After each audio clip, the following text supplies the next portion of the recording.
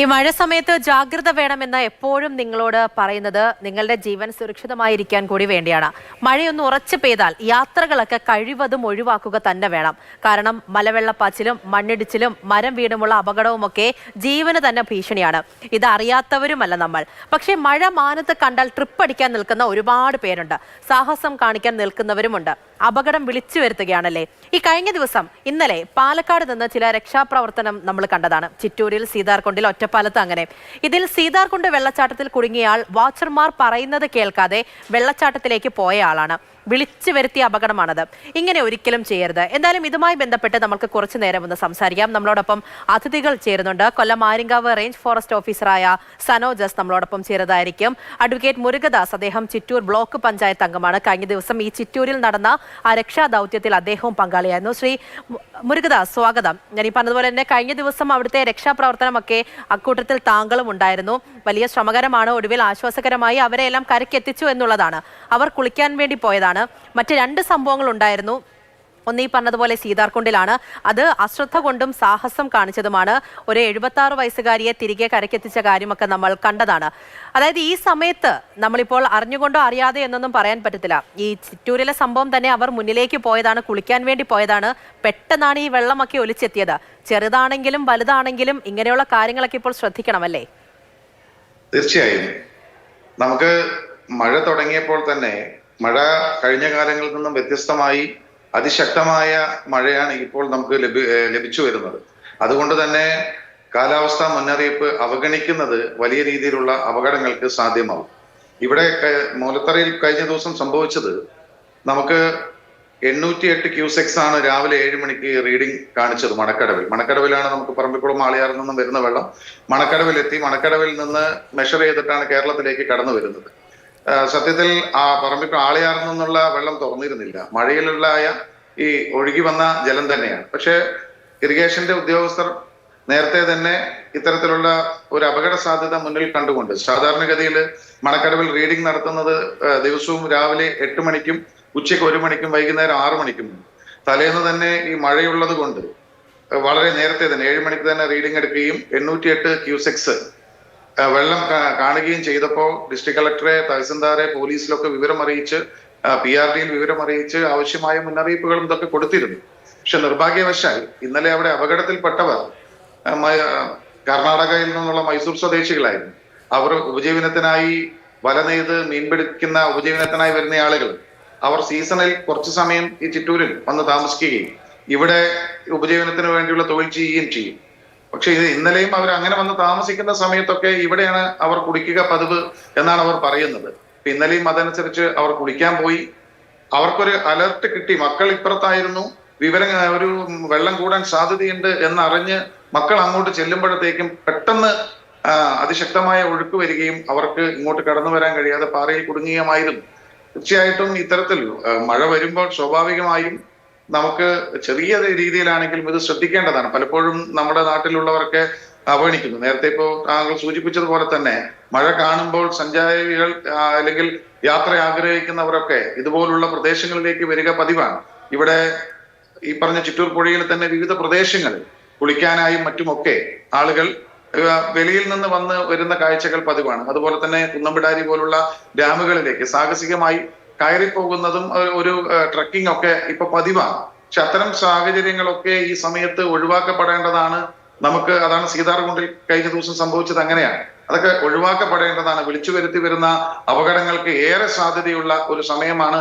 കരുതലോടെ ഇരിക്കേണ്ടതാണ്. ഇന്നലെ ഇവിടുത്തെ ചിറ്റൂരിലെ ഫയർഫോഴ്സും ഇവിടുത്തെ പോലീസും ഇവിടുത്തെ ജനങ്ങളും ബഹുമാനപ്പെട്ട വൈദ്യുതി വകുപ്പ് മന്ത്രിയുടെ നേതൃത്വത്തിൽ ഒരു വലിയ ടീം ഒന്നിച്ചു നിന്നപ്പോ ഒരു നാടാകെ നിന്നപ്പോ 4 ജീവനെ നമുക്ക് രക്ഷിക്കാൻ സാധിച്ചു. ഒരു ചെറിയ അനാസ്ഥ അല്ലെങ്കിൽ ചെറിയ സമയം വൈകിയിരുന്നുവെങ്കിൽ ഒരുപക്ഷെ നമുക്ക് 4 ജീവൻ നഷ്ടപ്പെടുമായിരുന്നു. അപ്പൊ അത്തരത്തിലുള്ള സാഹചര്യങ്ങൾ ഒഴിവാക്കുക തന്നെ വേണം. ഇത് അധികാരികൾ പറയുന്ന മുന്നറിയിപ്പ് സ്വാഭാവികമായും കണക്കിലെടുക്കണം. മുന്നറിയിപ്പ് കിട്ടാത്ത സ്ഥലങ്ങളിൽ അല്ലെങ്കിൽ മുന്നറിയിപ്പ് എനിക്ക് നേരിട്ട് ലഭിച്ചില്ല അല്ലെങ്കിൽ ഏതെങ്കിലും മാധ്യമത്തിൽ കൂടി കണ്ടില്ല എന്ന് കരുതുകയില്ല. ഇപ്പൊ നമ്മൾ എല്ലാവരും മഴയെക്കുറിച്ചുള്ള അറിവ് ഉള്ളതാണ്, അല്ലെങ്കിൽ മഴ പെയ്യുന്നു എന്നുള്ള അറിവ് നമുക്ക് തിരിച്ചറിവുണ്ട്. അതുകൊണ്ട് തന്നെ ആരും പറഞ്ഞാലും പറഞ്ഞില്ലെങ്കിലും ഇത്തരം സാഹചര്യങ്ങളിൽ ഈ യാത്രകൾ അല്ലെങ്കിൽ ഇതുപോലുള്ള വിനോദസഞ്ചാര കേന്ദ്രങ്ങൾ മഴക്കെടുതിയിൽ അപകടത്തിന് വരാനുള്ള സാധ്യതയുള്ള സ്ഥലങ്ങളിലേക്കുള്ള യാത്രകൾ ഒഴിവാക്കുന്നതാണ് നല്ലത് എന്നാണ് നമുക്ക് നമ്മുടെ മുമ്പിൽ കാണുന്ന അനുഭവം. തന്നെ നിങ്ങൾ എല്ലാവരും ഒരുമിച്ച് കൈകാർത്തത് കണ്ടാണ് അവരെ പെട്ടെന്ന് രക്ഷപ്പെടുത്താനും കൂടി സാധിച്ചത്. ഇപ്പോൾ പാലക്കാട് ജില്ലയിലെ മാത്രം ഒരു സ്ഥിതി എടുക്കാം. നമ്മൾ ഓരോ വിനോദസഞ്ചാര കേന്ദ്രങ്ങൾ ഇപ്പോൾ ഒരുപാട് പേർ ഒഴുകിയെത്തുന്ന ഒരു സ്ഥലമാണ് പാലക്കാട് ജില്ല എന്ന് പറയുന്നത്. ഭൂപ്രകൃതിയൊക്കെ അങ്ങനെയാണ്. അപ്പോൾ ഈ നിർദ്ദേശങ്ങളെല്ലാം തന്നെ കൃത്യമായിട്ടുണ്ടായിട്ടും ഈ ജനങ്ങളൊക്കെ അത് പാലിക്കുന്നുണ്ടാകും. ഈ ചിറ്റൂരിലെ ഈ ഒരു സ്ഥലമായാലും പെട്ടെന്ന് ഇങ്ങനെ അപകടമൊക്കെ ഉണ്ടാകുന്ന ഇങ്ങനെ മഴയൊക്കെ പെയ്യുമ്പോൾ ഈ രീതിയിൽ അപകടമൊക്കെ സംഭവിക്കാൻ പറ്റുന്ന ഒരു സ്ഥലമാണ്. അങ്ങനെയുള്ള മുന്നറിയിപ്പുകളൊക്കെ അവിടെയുള്ള ജനങ്ങൾക്കൊക്കെ കൊടുത്തിട്ടുണ്ടോ? ഈ മുന്നറിയിപ്പ് ബോർഡുകളൊക്കെ കൃത്യമായിട്ട് വെക്കുക, അതൊക്കെ ഓരോ സ്ഥലത്തും പാലിക്കുന്നുണ്ടോ? മുന്നറിയിപ്പ് ഈ കഴിഞ്ഞ സംഭവത്തിനെ സംബന്ധിച്ച് കൃത്യമായ മുന്നറിയിപ്പുകൾ ഉണ്ടായിരുന്നു. മിനിയാന്ന് തന്നെ മുന്നറിയിപ്പുകൾ ഉണ്ടായിരുന്നു. സാമൂഹ്യ മാധ്യമങ്ങളിലൊക്കെ അതിനെ സംബന്ധിച്ചുള്ള വാർത്തകൾ ഉണ്ടായിരുന്നു. അതിശക്തമായ കാറ്റടിക്കാനുള്ള സാധ്യതയുണ്ട്, അതുകൊണ്ട് തന്നെ ജാഗ്രത പാലിക്കുക എന്നുള്ള അറിയിപ്പുണ്ടായിരുന്നു ഇറിഗേഷൻ ഡിപ്പാർട്ട്മെന്റ്. അതുകൊണ്ടാണ് ഈ മുന്നറിയിപ്പ് ഉള്ളത് കൊണ്ടാണ് സാധാരണ 8 മണിക്ക് റീഡിംഗ് എടുക്കേണ്ടുന്ന മണക്കടവിൽ 1 മണിക്കൂർ മുന്നേ തന്നെ വെള്ളത്തിന്റെ തോത് വർദ്ധിച്ചു വരുന്നു എന്ന് കണ്ടതോടുകൂടിയാണ് 1 മണിക്കൂർ മുന്നേ തന്നെ റീഡിംഗ് എടുക്കുകയും കൂടുതൽ അലർട്ടിന് വേണ്ടി ജില്ലാ കളക്ടർ, ജില്ലാ ഭരണകൂടത്തെ, അതുപോലെ തന്നെ തഹസിൽദാർ, അതുപോലെ PRD ഉൾപ്പെടെയുള്ള മാധ്യമങ്ങൾ, പോലീസ് ഉൾപ്പെടെയുള്ള ആളുകളെ അറിയിക്കാൻ ശ്രമിച്ചത് ഈ മുന്നറിയിപ്പ് നേരത്തെ മുതൽ ഉള്ളത് കൊണ്ടാണ്. അതല്ലായിരുന്നുവെങ്കിൽ പതിവ് പോലുള്ള റീഡിംഗ് ടൈം 1 മണിക്കൂർ കൂടി കഴിഞ്ഞാണ് റീഡിംഗ് എടുക്കുകയെങ്കിൽ നമ്മളുടെ ഈ പറഞ്ഞ കണക്കുകൂട്ടലുകൾ മുഴുവൻ തെറ്റുമായിരുന്നു എന്നുള്ളതായിരുന്നു വസ്തുത. തീർച്ചയായിട്ടും. ഇപ്പോൾ ആര്യങ്കാവ് റേഞ്ച് ഫോറസ്റ്റ് ഓഫീസറായ ശ്രീ സനോജ് നമ്മളോടൊപ്പം ചേരുന്നുണ്ട്. ശ്രീ സനോജ്, കേൾക്കാമോ? കേൾക്കാം പറഞ്ഞു. ശരി. ഈ ആര്യങ്കാവ് തെന്മല ആ ഭാഗം എന്നൊക്കെ പറയുമ്പോൾ നമുക്കറിയാം പ്രധാനപ്പെട്ട ഒരു ടൂറിസ്റ്റ് കേന്ദ്രം കൂടിയാണ്. മനോഹരമായ കാഴ്ചകൾ, എൻ്റെ ബന്ധുക്കളൊക്കെ ഉള്ളൊരു സ്ഥലം കൂടിയാണ് ആര്യങ്കാവ് എന്ന് പറയുന്നത്. അപ്പോൾ അവിടുത്തെ ഒരു പ്രത്യേകതയൊക്കെ അറിയാവുന്ന ഒരു കാര്യം കൂടിയാണ്. തെന്മലയിലൊക്കെ ഒരുപാട് വിനോദസഞ്ചാരികൾ വരുന്നുണ്ട്. പ്രധാനപ്പെട്ട പാത കടന്നു പോകുന്ന ഒരു സ്ഥലമാണ്. പക്ഷേ ഇതേ രീതിയിൽ ഈ മഴ സമയമൊക്കെ ആകുമ്പോൾ പേടിക്കുന്ന തരത്തിൽ പല വിധത്തിലുള്ള അപകടങ്ങൾ ഉണ്ടാകാൻ സാധ്യതയുള്ള ഏരിയയാണ്. ഇപ്പോൾ ഒരു റേഞ്ച് ഫോറസ്റ്റ് ഓഫീസർ എന്ന് പറയുമ്പോൾ ഈ കാര്യത്തെക്കുറിച്ച് കൂടുതൽ അറിയിപ്പുകൾ, ജാഗ്രതാ നിർദ്ദേശങ്ങൾ താങ്കൾക്കും കൊടുക്കാൻ പറ്റും. ഇങ്ങനെയുള്ള ഏരിയയിലൊക്കെ പോകരുത് എന്ന് പറയുമ്പോഴും അത് ധിക്കരിക്കുന്ന ഒരുപാട് പേരുണ്ട്. അപ്പോൾ എന്തുകൊണ്ട് അവർ ഇതൊന്നും ശ്രദ്ധിക്കുന്നില്ല എന്ന് ചോദിച്ചാൽ എന്തോ ഒരു പൊട്ട ബുദ്ധിക്ക് ചെയ്യുന്നതായിരിക്കും. പക്ഷെ അപകടം അവർ തന്നെ വിളിച്ചു വരുത്തുകയാണ്. അതെ. അതായത് ഇപ്പം നമ്മളുടെ ഇവിടെ കണ്ടുവരുന്ന ഒരു പ്രധാനപ്പെട്ട ട്രെൻഡ് എന്ന് പറയുന്നത് എക്കോ ടൂറിസം സൈറ്റുകളിലേക്ക് കൂടുതലായിട്ട് ജനങ്ങൾ ഇപ്പോൾ ഇങ്ങോട്ട് വന്നുകൊണ്ടിരിക്കുന്ന ഒരു സാഹചര്യമാണ്. ഈ എക്കോ ടൂറിസം സൈറ്റുകളിൽ ഇപ്പൊ നിലവിൽ നമുക്കറിയാലോ ഈ എക്കോ ടൂറിസം സൈറ്റുകളെല്ലാം സ്ഥിതി ചെയ്യുന്നത് വനത്തിനുള്ളിലോ അല്ലെങ്കിൽ വനത്തിനോട് സമീപ പ്രദേശങ്ങളിലോ ആയിരിക്കും. അപ്പൊ ഇത്തരം പ്രദേശങ്ങളിൽ വരുന്ന സമയത്ത് നമ്മള് മറ്റ് സ്ഥലങ്ങളെക്കാൾ അപേക്ഷിച്ച് വനത്തോട് ചേർന്നുള്ള ഭാഗങ്ങളിലേക്ക് വരുന്ന സമയത്ത് ഈ പ്രത്യേകിച്ച് ഇത്തരത്തിലുള്ള കനത്ത മഴയും മറ്റ് പ്രതികൂലമായിട്ടുള്ള കാലാവസ്ഥയും നിലനിൽക്കുന്ന സമയങ്ങളിൽ ശ്രദ്ധിക്കേണ്ട ഒരു കാര്യം എന്ന് പറഞ്ഞാൽ ഇത്തരത്തിലുള്ള സ്ഥലങ്ങള് ഈ ലാൻഡ് സ്ലൈഡ്, അതായത് മണ്ണിടിച്ചിൽ ഉണ്ടാകാനുള്ള സാധ്യതയുള്ള സ്ഥലങ്ങളും വൃക്ഷങ്ങൾ വളരെ അധികമായിട്ട് കാണപ്പെടുന്ന മേഖല ആയതുകൊണ്ട് തന്നെ ഇത്തരത്തിലുള്ള മരങ്ങൾ കടപുഴകി വീഴാൻ സാധ്യതയുള്ളതായിട്ടും റോഡ് ബ്ലോക്ക് ആകുന്നതിനും വാർത്താവിനിമയ സംവിധാനങ്ങൾ നഷ്ടപ്പെടുന്നതിനും ഒക്കെ സാധ്യതയുള്ള സ്ഥലങ്ങളാണ്. അപ്പൊ ഇത്തരത്തിലുള്ള സ്ഥലങ്ങളിലേക്ക് വരുന്നവര് ഈ എക്കോ ടൂറിസത്തിന്റെ ഒരു ലക്ഷ്യം എന്ന് പറയുന്നത് റെസ്പോൺസിബിൾ ടൂറിസവും തന്നെയാണ്. അപ്പോൾ ആ റെസ്പോൺസിബിൾ ടൂറിസത്തിന്റെ ആ റെസ്പോൺസിബിലിറ്റി ഉൾക്കൊണ്ടുകൊണ്ട് അവിടെ വരുമ്പോൾ നമ്മൾ ഇത്തരത്തിലുള്ള ഒരു സംവിധാനം പ്രവർത്തിപ്പിക്കുന്നതിന് കാലാകാലങ്ങളിലുള്ള സർക്കാർ പുറപ്പെടുവിച്ച ചില മാർഗനിർദ്ദേശങ്ങൾക്കനുസരിച്ച് അത് പ്രവർത്തിക്കുമ്പോഴും ഇവിടെ പാലിക്കേണ്ട ഓരോ ഘട്ടങ്ങളിലും ഓരോ വെതർ കണ്ടീഷൻസിലും നമ്മൾ പാലിക്കേണ്ട കൃത്യമായിട്ടുള്ള ചില മാർഗനിർദ്ദേശങ്ങളുണ്ട്. ആ മാർഗനിർദ്ദേശങ്ങൾ അധികാരികളും ബന്ധപ്പെട്ടവരും പറയുന്നത് കൃത്യമായിട്ട് കേൾക്കുന്നതിനും അത് അനുസരിക്കുന്നതിനുള്ളൊരു സാമാന്യ ബുദ്ധിയും കൂടി ഉണ്ടാകേണ്ടത് വളരെ അത്യാവശ്യമാണ്.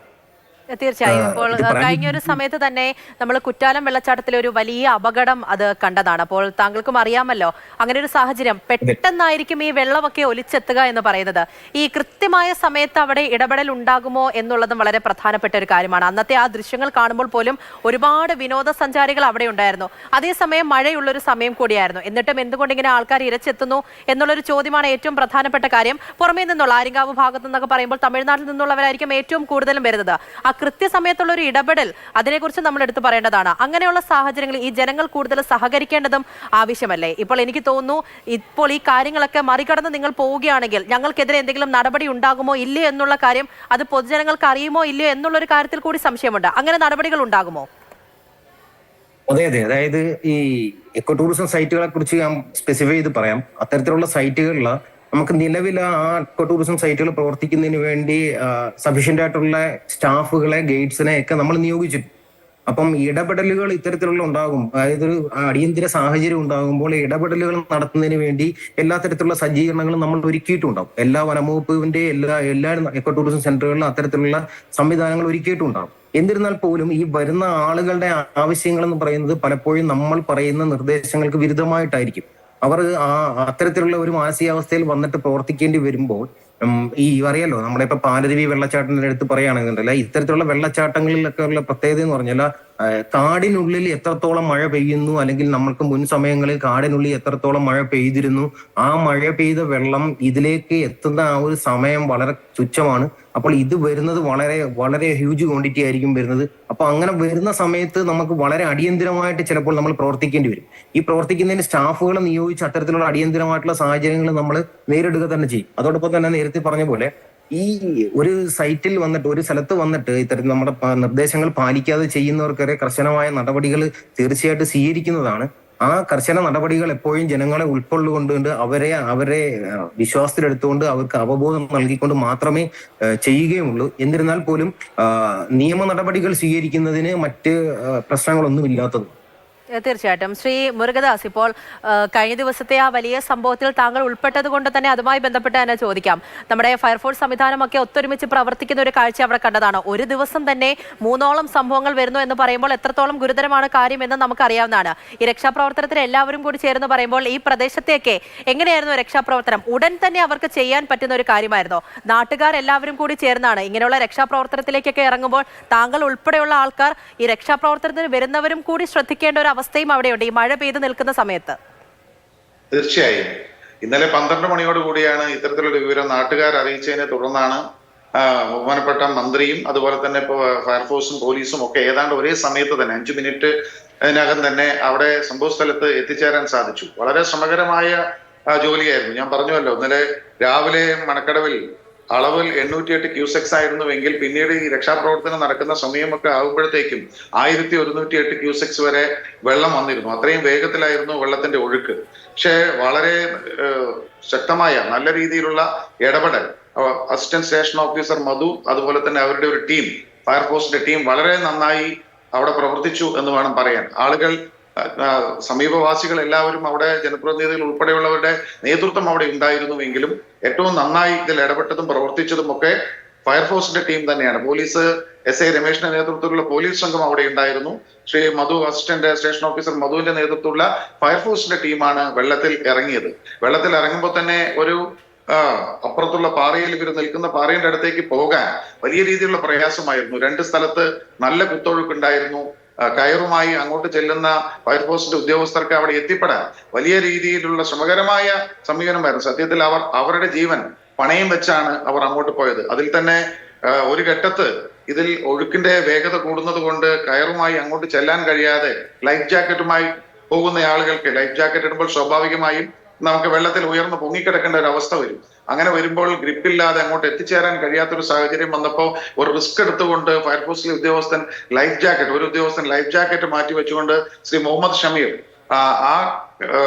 മാറ്റി വെച്ചുകൊണ്ടുള്ള സ്വന്തം ജീവൻ പണയപ്പെടുത്തിയാണ് 4 ജീവനുകളെ രക്ഷപ്പെടുത്താനുള്ള പ്രവർത്തനങ്ങളിൽ അവർ ഏർപ്പെട്ടത്. തീർച്ചയായും വളരെ ശ്രമകരമായിരുന്നു. നല്ല ഏകോപനം അവിടെ ഉണ്ടായിരുന്നു. അതിന് നേതൃത്വം കൊടുക്കാൻ ബഹുമാനപ്പെട്ട മന്ത്രി തന്നെ മുഴുവൻ സമയം അവിടെ ഉണ്ടായിരുന്നു. കഴിഞ്ഞു വരുമ്പോൾ തണുത്ത് പറിച്ചിരിക്കുന്ന അവർക്ക് മാറാൻ വസ്ത്രങ്ങൾ ഉൾപ്പെടെ കൊടുക്കുന്നതിനുള്ള സംവിധാനങ്ങൾ തന്നെ എല്ലാം ഒരു കൃത്യമായ പ്ലാനിങ് അവിടെ ഉണ്ടായിരുന്നു. വരുന്ന ആളുകൾ അവിടെ നിൽക്കുന്നത് അത് വേറൊരു അപകട സാധ്യത ഉണ്ടായിരുന്നു. കാരണം മഴ അപ്പോഴും ഉണ്ടായിരുന്നു. പക്ഷെ പോലീസ് ആ കാര്യത്തിൽ കൃത്യമായ പോലീസിന്റെ ഭാഗത്തുനിന്നുള്ള ഇടപെടലും എല്ലാവരെയും നിയന്ത്രിക്കുന്ന കാര്യത്തിലും സഹായത്തിന് മാത്രം ആളുകളെ ഉപയോഗിക്കുന്ന കാര്യത്തിലും ഒക്കെ കൃത്യമായ ഇടപെടലും നല്ല ഏകോപനവും കൂടി ആയപ്പോൾ സമയത്ത് തന്നെ ഇത് എത്തിച്ചേരാൻ സാധിച്ചു എന്നുള്ളതാണ് ഏറ്റവും പ്രധാനം. കാരണം ഫയർഫോഴ്സ് എത്താൻ ഒരു 5 മിനിറ്റ് കൊണ്ട് അവിടെ എത്താൻ സാധിച്ചു. അതുപോലെ തന്നെ എല്ലാ ആളുകൾക്കും ഇടപെടാനും സാധിച്ചു എന്നുള്ളത് കൊണ്ടാണ് ആ 4 ജീവൻ രക്ഷിക്കാൻ യഥാർത്ഥത്തിൽ സാധ്യമായത്. ഞാൻ പറഞ്ഞല്ലോ, നേരത്തെ റീഡിംഗ് എടുക്കുന്നതിൽ 1 മണിക്കൂർ വൈകിയിരുന്നുവെങ്കിൽ, ഇത് കാണുന്നതിന് അരമണിക്കൂർ വൈകിയിരുന്നുവെങ്കിൽ ഒരു പക്ഷേ അങ്ങോട്ടേക്ക് എത്തിപ്പെടാൻ കഴിയാത്ത രീതിയിൽ ഇവർ ഒഴുക്കിൽപ്പെടാനുള്ള സാധ്യത കൂടുതലായിരുന്നു. പ്രായമായ ഒരു ഭാര്യയും ഭർത്താവും അവരുണ്ടായിരുന്നു, സ്ത്രീയായിരുന്നു. അവരൊക്കെ മാനസികമായി ഫയർഫോഴ്സിന്റെ ഉദ്യോഗസ്ഥർ അപ്പുറത്തേക്ക് എത്തി അവരുടെ അടുത്ത് നിന്ന് ഞങ്ങളുടെ ജീവൻ നഷ്ടപ്പെട്ടാലും നിങ്ങളെ ഞങ്ങൾ രക്ഷിച്ചിരിക്കുമെന്ന കൊടുത്ത ഉറപ്പൊക്കെ അവരുടെ മനോവീര്യം വർദ്ധിപ്പിക്കാനിടയായി. അങ്ങനെയുള്ള നല്ല രീതിയിലുള്ള ഇടപെടലാണ് നടത്താൻ ഫയർഫോഴ്സിന്റെ ഉദ്യോഗസ്ഥരുടെ ഭാഗത്ത് നിന്ന് തീർച്ചയായും ആ ദൃശ്യങ്ങളുമെല്ലാം ഞങ്ങൾ കണ്ടതാണ്. അവസാനമായി ശ്രീ സനോജ്, ഇപ്പോൾ ഈ പാലക്കാട് തന്നെ കഴിഞ്ഞ ദിവസം സീതാർകുണ്ട് വെള്ളച്ചാട്ടത്തിലേക്ക് ഒരാൾ പോയി, ഒരു സംഘം പോയി, അതിൽ ഒരാൾ അകപ്പെടുകയായിരുന്നു. അതിന്റെ രക്ഷാദൗത്യങ്ങൾ നമ്മളെല്ലാവരും ടിവിയിൽ നിന്ന് കണ്ടതാണ്. അതിലെ ഏറ്റവും പ്രധാനപ്പെട്ട പ്രശ്നം ഈ വെള്ളച്ചാട്ടത്തിലേക്ക് പോകരുത് എന്ന് വാച്ചർമാർ അറിയിച്ചിട്ടും അത് മറികടന്ന് അവിടേക്ക് പോകുന്ന ഒരു സംഘം, അതിലൊരാൾ കുടുങ്ങിപ്പോകുന്നു. അയാളെ പിന്നീട് ജീവൻ പണയം വെച്ച് രക്ഷപ്പെടുത്തേണ്ടി വരുന്നു. അതാണ് അവിടെ സംഭവിച്ചത്. ഇങ്ങനെയുള്ള പല കാര്യങ്ങളും താങ്കളും അഭിമുഖീകരിച്ചിട്ടുണ്ടാകില്ല താങ്കളുടെ ഈ ഡ്യൂട്ടിക്കിടയിൽ. അപ്പോൾ ആ അനുഭവത്തിൽ നിന്നുകൊണ്ട് എന്തുതരം ജാഗ്രതാ നടപടികൾ വേണം, എന്തെല്ലാം കാര്യങ്ങളാണ് ഇപ്പോൾ അവസാനമായി പ്രേക്ഷകരോട് താങ്കൾക്ക് പറയാനുള്ളത്? അതായത് ഈ നമ്മൾ ഒരു ടൂറിസ്റ്റ് കേന്ദ്രം സന്ദർശിക്കാനായിട്ട് വരുന്നവര് തീർച്ചയായിട്ടും ആദ്യം മനസ്സിലാക്കിയിരിക്കേണ്ട ഒരു കാര്യം, ആ ടൂറിസ്റ്റ് കേന്ദ്രത്തിലെ നിലവിലെ സാഹചര്യ പ്രകാരം ഏർപ്പെടുത്തിയിട്ടുള്ള നിയന്ത്രണങ്ങൾ എന്തൊക്കെയാണ്.